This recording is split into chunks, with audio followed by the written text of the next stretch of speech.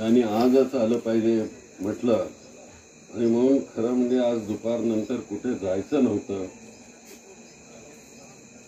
परंतु शरद पवारांच्या बरोबर जे कार्यक्रम होते ते झाले आणि 4 वाजता थोडी फुरसत मिळाली तर इकडे आम्ही आलो.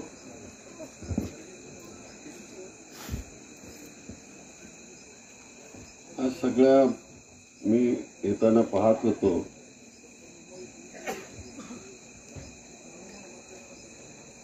हा सगळा इथला भाग आपण एअरपोर्ट करता घेतलेला होता.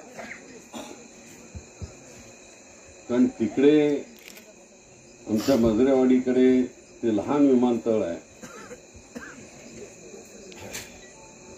आणि भर वस्तीमध्ये विमानं उतरणं बरोबर नाही, अशा प्रकारचा निर्णय त्यावेळेस आम्ही शासनामध्ये घेतला आणि इकडे आरसी सिन्हा नावाचे अधिकारी होते, त्यांना सर्वे करायला पाठवला आणि त्यांनी सर्वे केला आणि ताबडतोब सांगितलं की साहेब ही जागा फारच चांगली आहे म्हणून. कारण इथं 300 ते 400 सीटिंग असणारी विमानं इथं उतरतील आणि मजरेवाडीला फक्त 50 ते 70 एवढ्या कॅपॅसिटीची विमानं तिथं उतरू शकतात, त्याच्यावर नाही.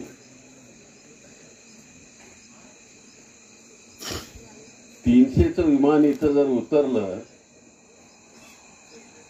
तर ते विमान इथून हैदराबादला जाईल, इथून बेंगलोरला जाईल, इथून मुंबईला जाईल, दिल्लीला जाईल आणि विशेषतः आमचा जो माल आहे इथला द्राक्ष, विशेषतः द्राक्षाच्या बाबतीमध्ये आम्ही आग्रही भूमिका घेतलेली होती की आमच्या इकडची द्राक्ष परदेशात गेली पाहिजेत. कारण त्याला आपले लोक चांगल्या प्रकारचं द्राक्ष पिकवतात. मी सुद्धा तेच करतो, द्राक्ष पिकवतो.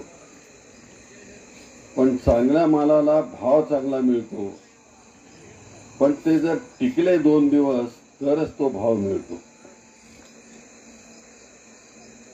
पण त्या 2 दिवस टिकवण्याकरता म्हणून आपल्याला फ्रीजिंग कॅपॅसिटी तर पाहिजे आणि विमानाची पाहिजे. ह्या दोन्ही दृष्टिकोनातून आपण प्रयत्न केलेला होता आणि म्हणून इथं जागा घेतली.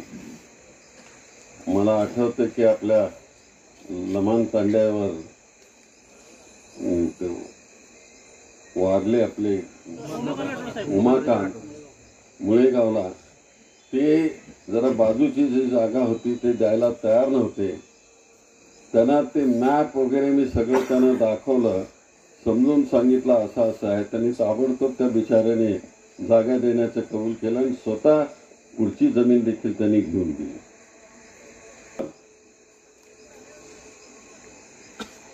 इथं मला वाटतं की एक ऑफिसरची सुद्धा नेमणूक केली आणि तो रात्रंदिवस इथं बसायचा.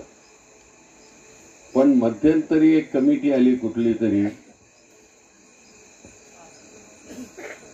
आणि त्या कमिटीने, फॉरेस्टची कमिटी होती, त्यांनी रिपोर्ट दिला की इथं माळढोक आहे म्हणून. मी अनेकांना विचारलं की इथं माळढोक आहे का. ते कारंब्याला वगैरे तिथं माळढोक होते, तिथूनही गेले नन्नस, पण ते कारंब्याचे एरिया होती. मीच त्यावेळेस अभयारण्य म्हणून ते ॲक्वायर केलेलं होतं, आमदार होतो त्यावेळेस. तेव्हा म्हटलं माळढोक. आणि ह्या कमिटीने, फॉरेस्टच्या कमिटीने तिथं निर्णय घेतला की माळढोक आहे तर किती, मला वाटलं 100-200 माळढोक असतील. एक माळढोक आहे म्हणाल. बघितलंय का तुम्ही कुणी? जर बघितलं असेल आणि एक माळढोकचं काय, तिथं विमान उतरायला काय होणार आहे, तो आवाजानेच त्याच्या तो बाजूला तिथं जाणार. मी समजू शकतो की 4, 5, 10 माळढोक असतील तर त्याच्याकरता थोडी काहीतरी तयारी करून योग्य तऱ्हेची दिशा दिली पाहिजे. पण एक माळढोक करता त्यांनी निर्णय घेतला की विमानतळच कॅन्सल. म्हणजे एवढे सगळे पैसे, जमीन खरेदी केलेली, त्याचा पुढचा प्लॅन केलेला, ते सगळं पाण्यात घालवण्याचं काम केलं. आणि हे भारतीय जनता पार्टीचे जे लोक आहेत त्यांना हे डेव्हलपमेंट बघितलं जात नाही. त्यांनी आता नेत्रे साहेबांनी सांगितलं की सोलापूरची जी चिमणी होती सिद्धेश्वर कारखान्याची, ती चिमणी पाडल्याबरोबर दुसऱ्या दिवशी विमानं चालू होतात म्हणाले. किती दिवस झाले आता चिमणी पाडून? 8 महिने झाले. आणखी एक महिना जरा थांबला तर बाळ येईल पोटातून, पण ते काही येणार नाही तिथं. कारण हे लोक भारतीय जनता पार्टीचे असं फसवण्याचं काम करतात. बर, इथल्या खासदारांनी देखील चिडीचुप्प केलेलं पाहिजे. मी कधी टीका करत नाही, पण 5 वर्ष झालं पाहिजे त्यांना. कुठे असतात हेच माहित नाही. नाही, एक त्यांना 5च वर्ष झाली. त्याच्या अगोदर दुसरे होते, ते एक वेगळं प्रकरण होतं.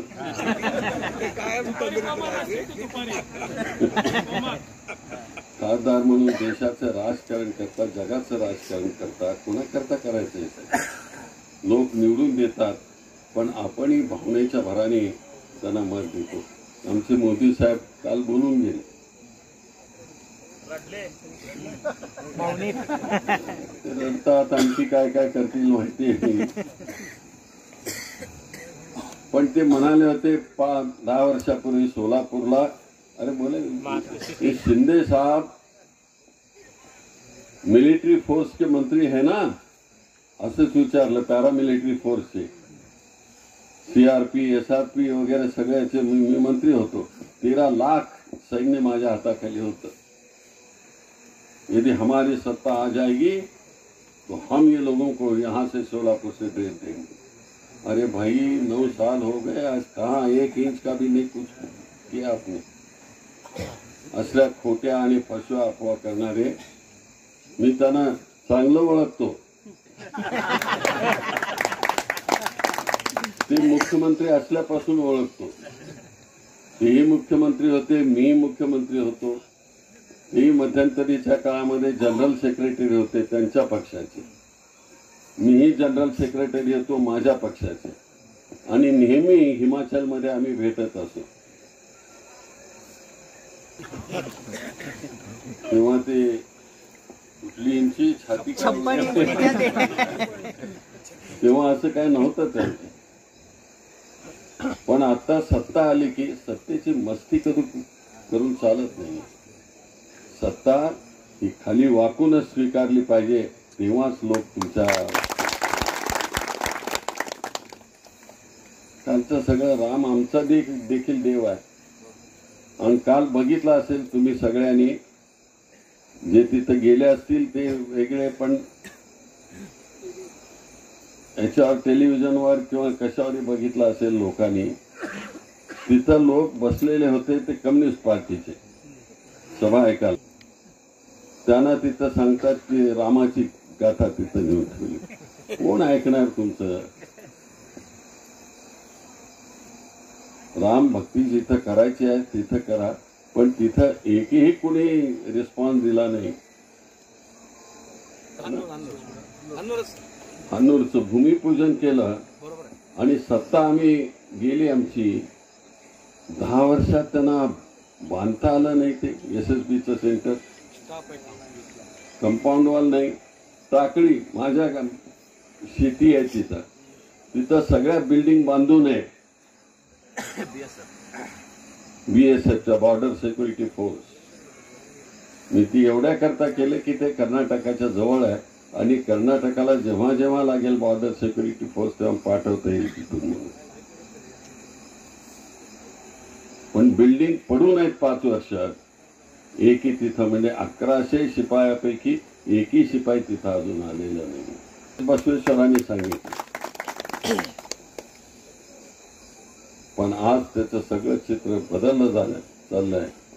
धर्माच्या नावावर, जातीच्या नावावर हा देश बदलण्याचं सुरू आहे. मी आपल्याला सांगू इच्छितो की जगामधला कुठलाही देश धर्माच्या नावावर आणि जातीच्या नावावर पुढे आलेला नाही. जे अशा प्रकारची प्रथा पाडण्याचा प्रयत्न केला ते देश रसातळाला पोचलेला आहे. इथं आला तरी इथं एअरपोर्ट झाल्याचं राहणार नाही. एवढं मी तुम्हाला वचन देतो. कारण इथं माळढोक वगैरे नाही आहे, हे झूट आहे सगळं. तुम्ही म्हटलं दिवसा बॅटरी लावून बघा तिथे.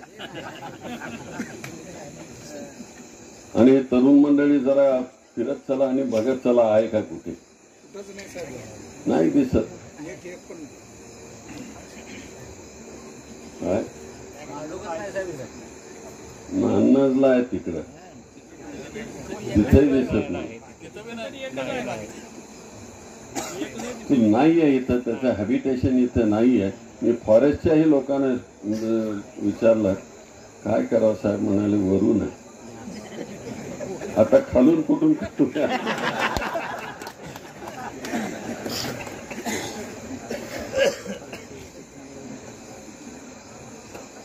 असे राजकीय जीवनामध्ये असे दिवस येत असतात. पण आपण लढत राहिल्यामुळं हे दिवस जातात. आतापर्यंतच्या माझ्या 50 वर्षाच्या राजकीय कार्यकर्तीमध्ये कधी ऊन पावसाचे दिवस आले, पण त्या सगळ्यांना आपण निभावून नेलं आणि आपली शक्ती उभं करण्याचा प्रयत्न केला.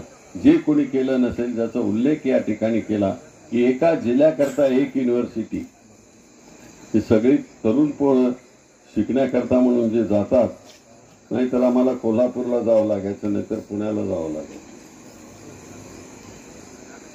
मेडिकल कॉलेज इथे एक नाही 2 मेडिकल कॉलेज आपण आणली, पण याचा विचार कोणी करत नाही. अहो हे रस्ते सगळे सोलापूर ते हैदराबाद, सोलापूर ते पुणे, सोलापूर टू बेंगलोर, हे एवढे चांगले रस्ते की मी लालू प्रसाद सारखं म्हणणार नाही की कुठले हेमामालिनीच्या गालासारखे रस्ते करून मी तसं म्हणणार नाही. आपण हे रस्ते चांगले करून दिले आणि जे पुढे गेलो तिथं ओढा होता आणि जे बैल उधळला एवढंच करता देवकते घेऊन गेले होते मंजूर करावा म्हणून. तो पूल मंजूर केला आणि मग परत आम्ही तिथे गेलो. तर असे देखील लोकप्रतिनिधी आपल्याकडे होते आणि म्हणून मी त्यांना खासदारकीची जागा दिली. पण दुर्दैव असं की तेही जातीवादावर सगळे केलं. हा कलंक लागलेला. नाहीतर मी म्हटलं की आता देवकते साहेब गेले तर मला चांगला जोडीदार मिळेल, पण तिथे जातीवाद झाला, खूप मोठ्या प्रमाणामध्ये जातीवाद झाला. तुमचंही मला आश्चर्य वाटतं खरं म्हणजे. मी जनरल सीटवर इकडून 2 आणि राखीव झाल्याबरोबर तुम्ही माझा पराभव करून टाकला.